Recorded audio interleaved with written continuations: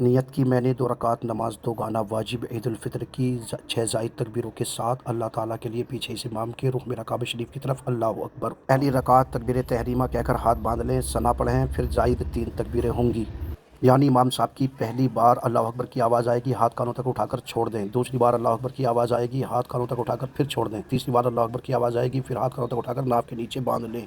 پھر امام صاحب یعنی سورت پڑھیں گے الحمد شریف، پھر اس کے بعد کوئی اور سورت پڑھیں گے، رکوع کریں گے، سجدہ کریں گے، دوسری جیسے نمازوں میں ہوتا ہے، اور پھر دوسری رکعت کے لیے کھڑے ہو جائیں گے۔ اب دوسری رکعت میں امام صاحب پہلے قرات کریں گے، یعنی پہلے الحمد شریف، پھر کوئی سورت پڑھیں گے، اس کے بعد زائد 3 تکبیریں ہوں گی، یعنی پہلی رکعت میں پہلے تکبیر ہوں گی، قرات بعد میں ہوگی۔ اب دوسری رکعت میں قرات پہلے ہوگی اور تکبیریں بعد میں ہوں گی۔ دوسری رکعت میں یعنی قرات کے بعد الحمد اور سورت کے بعد پہلی بار اللہ اکبر کی آواز آئے گی، ہاتھ کانوں تک اٹھا کر چھوڑ دیں، دوسری بار اللہ اکبر کی آواز آئے گی، ہاتھ کانوں تک اٹھا کر چھوڑ دیں، اور تیسری بار اللہ اکبر کی آواز آئے گی، ہاتھ کانوں تک اٹھا کر چھوڑ دیں۔ چوتھی بار جب اللہ اکبر کی آواز آئے گی تو اب ہاتھ اٹھا کے چھوڑنا نہیں ہے، اٹھانا بھی نہیں ہے، بلکہ سیدھے رکوع میں چلے جانا ہے۔ اس کے بعد باقی نماز ایسے ہی ہوگی، پوری نماز جیسے اور نمازیں ہوتی ہیں، ٹھیک ہے۔